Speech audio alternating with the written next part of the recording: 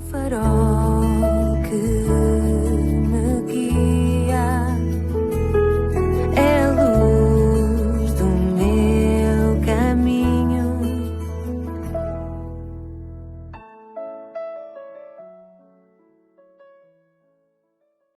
Sou o Carlos Oliveira. Bem-vindo à 16ª edição do programa Pedindo Luz. São muitos os que perguntam: porquê Jesus? Porquê que só Jesus Cristo é Salvador e não outro? Perguntam se não poderia ser outro. Será que podemos ter luz sobre esta questão? Esta questão é tanto mais relevante pelo facto de facto haverem muitos candidatos a quererem substituir-se a Jesus Cristo. Vamos então pensar no assunto. Não são poucas as pessoas que se norteiam pelo provérbio popular de que todos os caminhos vão dar a Roma. Um provérbio que é em parte verdadeiro, porém não totalmente, e não em termos absolutos. É por isso que pensam que qualquer um poderia ser constituído Salvador da humanidade e que todos os caminhos vão dar ao céu. Contudo, tal não é de facto verdade. A Bíblia diz que há caminho que ao homem parece direito, mas o fim dele são os caminhos da morte. Lemos isso em Provérbios 14:12. É preciso, pois, ter muito cuidado, não nos deixando iludir, não nos deixando enganar, porque, na realidade, nem todos os caminhos estão certos, nem todos os caminhos vão dar ao mesmo lugar. Sim, podemos ter luz sobre se Jesus é realmente o único Salvador. Vejamos então como o Salvador só poderia ser Jesus Cristo. Ele próprio disse: eu sou o caminho. Reparem, ele não disse eu sou um caminho, como se houvesse outro caminho, ou outros caminhos. Ele disse, eu sou o caminho, o único caminho. Ninguém vem ao Pai, a não ser por mim, disse ele em João 14:6. Sobre ele a Bíblia diz, porque há um só Deus e um só mediador entre Deus e os homens, Jesus Cristo homem. Portanto, mais uma vez nós vemos que há um só. Ele é o único e é Jesus Cristo. As pessoas perguntam, porquê que Deus é tão castrador? Porquê que Ele é tão limitador, tão redutor, a ponto de ter definido um único Salvador? Não acho que esta seja a pergunta pungente e urgente que devemos fazer. Em vez disso, nós devemos antes perguntar, por que é que Deus nos deu um meio, uma possibilidade para sermos salvos? Essa é que é a grande questão. Por outras palavras, porquê é que Ele não nos condenou simplesmente a todos? Porquê é que Deus, na sua graça, nos deu um mediador, um meio de salvação, que recebesse em nosso lugar o castigo que nós merecemos, oferecendo-nos a justiça que nós não temos nem nunca teríamos, nunca conseguiríamos, e de que precisamos desesperadamente? O surpreendente não é Ele não o ter feito por vários meios, mas por o ter feito de uma só maneira, da única maneira. Qual a razão? É importante perceber porquê.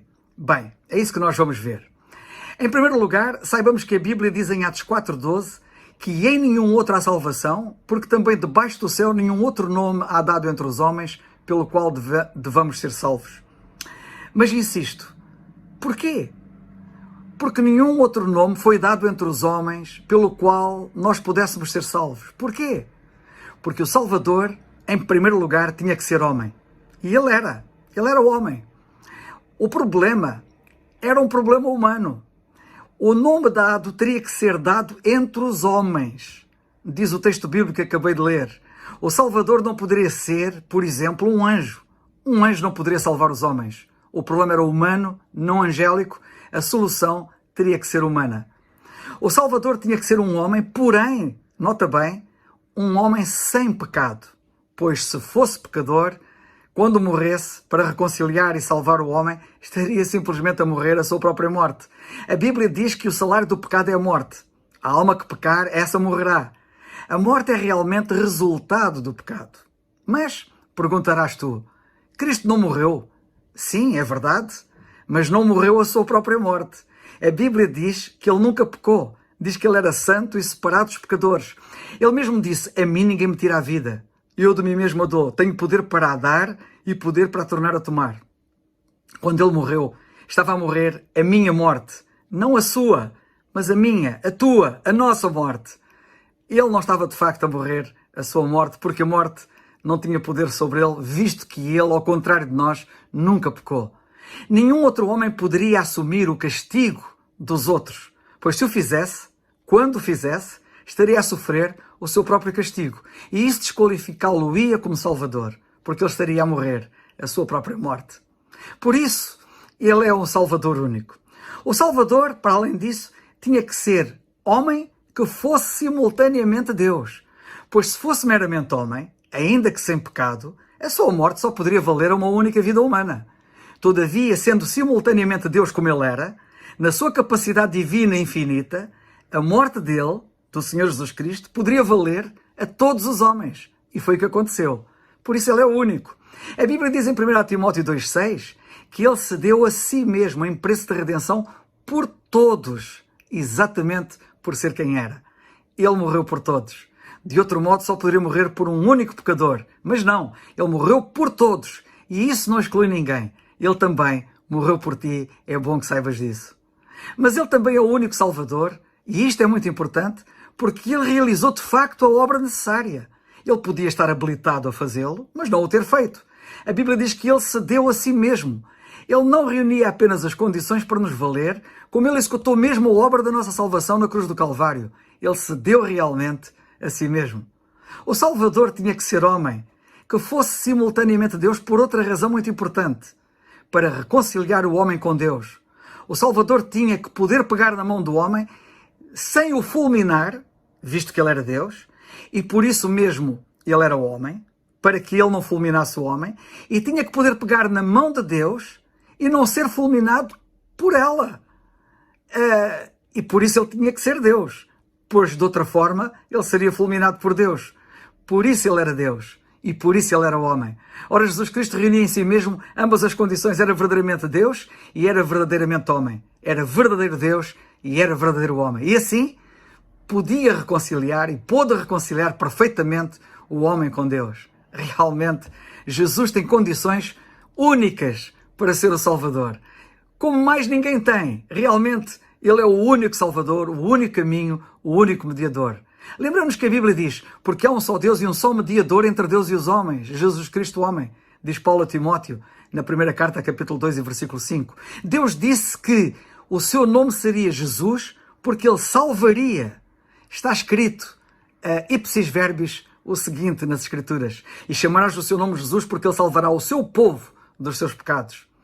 Pensa nos líderes de outras religiões, que alguns pretendem colocar ao mesmo nível a sua posição que a de Cristo. Sim, quantos outros líderes das várias religiões se pretendem colocar em bicos de pés para tentar ombrear com o Senhor Jesus Cristo? É impossível. É impossível colocá-los de todo ao mesmo nível do Senhor Jesus Cristo. Pois ao contrário de Jesus Cristo, todos eles morreram a sua própria morte. E mais, ao contrário dele, não ressuscitaram. Se Cristo é quem ele afirma ser, ninguém mais pode ser caminho para Deus. Cristo é incomparável. Ele é mesmo único. Nota que enquanto os mais conceituados da história opinaram sobre a verdade, o Senhor Jesus Cristo foi o único que disse, eu sou a verdade. Alguém perante esta verdade disse o seguinte para a esvaziar. Eu também poderia dizer isso. Sim, é verdade. Poderia dizer isso. Mas o facto é que mais ninguém disse isso. E mesmo que dissesse, quem é que acreditaria nisso? Jesus é credível. Ele é incomparável. Não é por acaso que a Bíblia diz, ele, Jesus, é tido por digno de tanto maior glória. Lemos em Hebreus 3:3. Pensa um pouco nestes factos que eu agora te vou apresentar.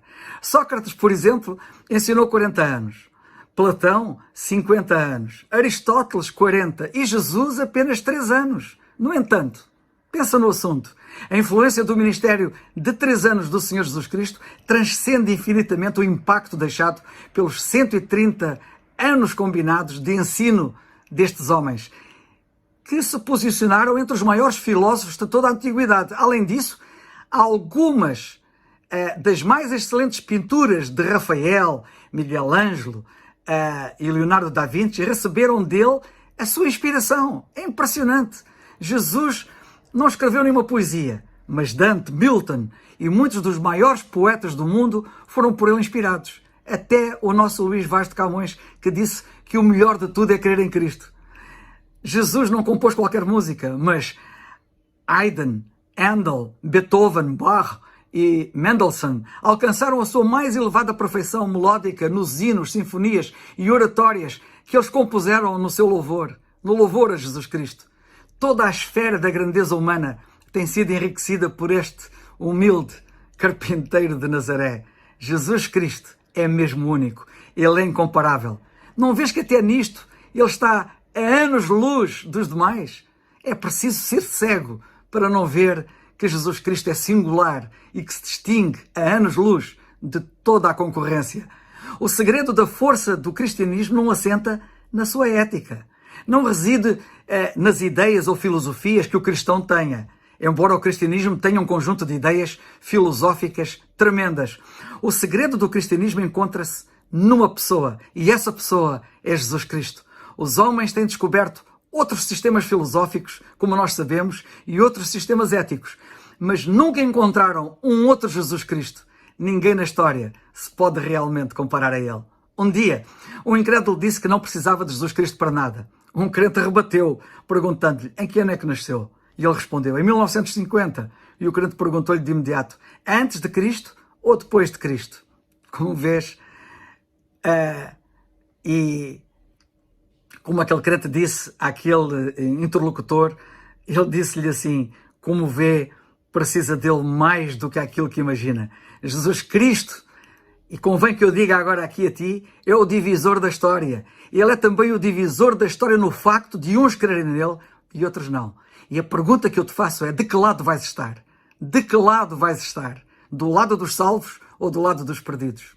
Pensa um pouco, por exemplo, também no islamismo, para veres um pouco mais a diferença que Cristo tem de todos os mais, e nomeadamente de Maomé, por exemplo. A maioria dos imãs e dos clérigos do Islão têm declarado uma jihad, uma guerra santa contra os que eles chamam de os infiéis do mundo. Dizem que matando um infiel, que é um mandamento para todos os muçulmanos, é-lhes assegurado um lugar no céu. Um infiel é um não crente no Islão. É bom que saibas. Todos os seguidores de Allah têm recebido, assim, ordens para matar todos os que não são da sua crença, de modo a poder ir para o céu. Todos eles deveriam responder à seguinte questão que eu agora vou colocar. O que é que eles preferem? Preferem ter o seu Allah, que lhes diz para nos matar, a fim de eles irem para o céu, ou preferem o nosso Jesus, que nos diz a nós para os amar a eles, porque nós vamos para o céu e Ele quer que eles vão connosco? É tão simples, é tão único, é tão diferente. Um islâmico, ao ouvir um dia a verdade do Evangelho, converteu-se ao Senhor Jesus Cristo. A família toda ela, que era islâmica, caiu-lhe em cima, fizeram-lhe uma espécie de um tribunal familiar, uma inquisição. Serenamente, ele disse-lhes, se nós formos por um caminho e encontrarmos uma bifurcação, se não soubermos se devemos de tomar o caminho da esquerda ou da direita, se nessa bifurcação estiverem dois homens, um vivo e um morto, a qual dos dois é que vocês acham que nos devemos dirigir para saber o caminho a tomar? Ao morto ou ao vivo? A resposta foi óbvia, ao vivo. Então, se assim é, disse ele, e é, porque me pedis para seguir Maomé que está morto e não Jesus Cristo que está vivo? A ressurreição de Jesus Cristo, disse Flávio Josefo, o famoso historiador judaico-romano do primeiro século, é o facto mais bem provado da história antiga. Nem mesmo a morte de Júlio César foi tão bem provada, disse ele. Se Cristo não ressuscitou, porque nunca, é a pergunta que eu faço, porque é que nunca apresentaram os seus restos mortais? Se ele não tivesse ressuscitado, não achas que já teriam apresentado as evidências? Porém, a realidade é que não há evidências de ele não ter ressuscitado. Pelo contrário, existem muitas infalíveis provas, como diz a Bíblia, e nós mesmos temos confirmado isso.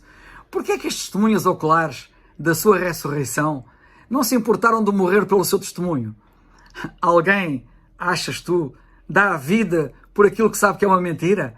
No entanto, eles deram a vida por aquilo a que muitos dizem que é uma mentira, mas ninguém em plena consciência dá a vida por uma mentira. Apetecia-me continuar a falar de quem nunca se disse tudo, de quem nunca ninguém dirá tudo.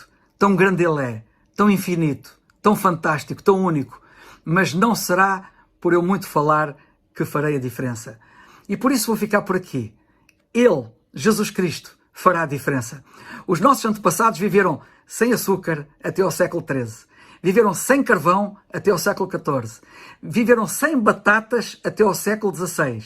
Viveram sem chá e café até ao século XVII. E viveram sem eletricidade até ao século XIX. Embora a humanidade possa viver sem estas coisas tão comuns, nenhum de nós se pode dar ao luxo de morrer sem Jesus Cristo. E eu espero que tu confies nele como teu Salvador enquanto é tempo. Ele é realmente único, o único que te pode salvar. A Bíblia diz, nota bem, atenta bem e aceita bem. Diz assim, a saber, se com a tua boca confessares ao Senhor Jesus e em teu coração creres que Deus o ressuscitou dos mortos, serás salvo. Lemos isto em Romanos 10:9. Porque esperas? Jesus, de facto, é o único. Que Deus te abençoe. É o farol